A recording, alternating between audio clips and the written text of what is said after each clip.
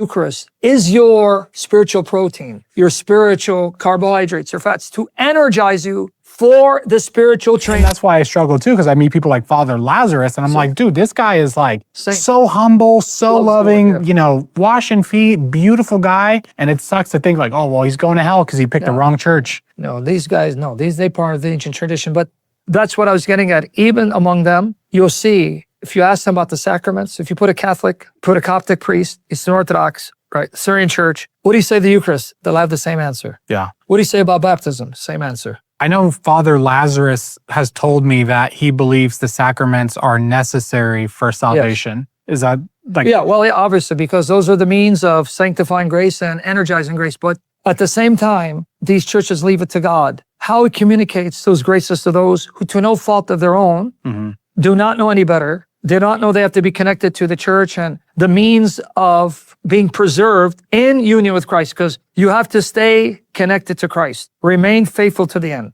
You're saved by Christ, but you have to stay in union with him lest you're cut off. The sacraments are the means by which God energizes, empowers you to stay committed to Christ, because it's a spiritual battle. A spiritual battle, you need training, spiritual disciplines. Even Paul likens the Christian life to a guy who's fighting in an army. You'll find in 2 Timothy 2, verses 3 to 5. 1 Timothy 4:8, 1 Corinthians 9, 24, 27. He likens it to training, boxing, running, militia. So he's telling you the Christian life is intense spiritual exercise, disciplines, but you need nourishment too, right? You need protein, you need carbohydrates, you need your fats so that you don't deplete yourself and pass out. That's where the Eucharist comes in. The belief is the Eucharist is your spiritual protein, your spiritual carbohydrates or fats to energize you for the spiritual training and the spiritual battle. So imagine you're a bodybuilder and you starve yourself, you don't eat. How long are you going to last? Not long. So this is the mentality, because Paul likens, the Bible likens the spiritual life to discipline, to training,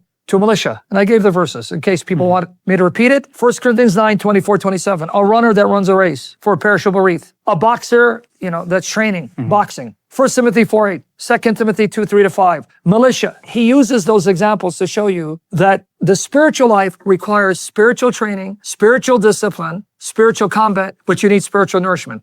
That's where the sacraments come in. If you don't know what that church has been like historically and what it taught, or you're not convinced, but you still follow Christ and follow the scriptures in some mysterious way known to God. God knows, we don't. He is still able to communicate those graces you need to preserve your union with Christ, because he meets you where you're at.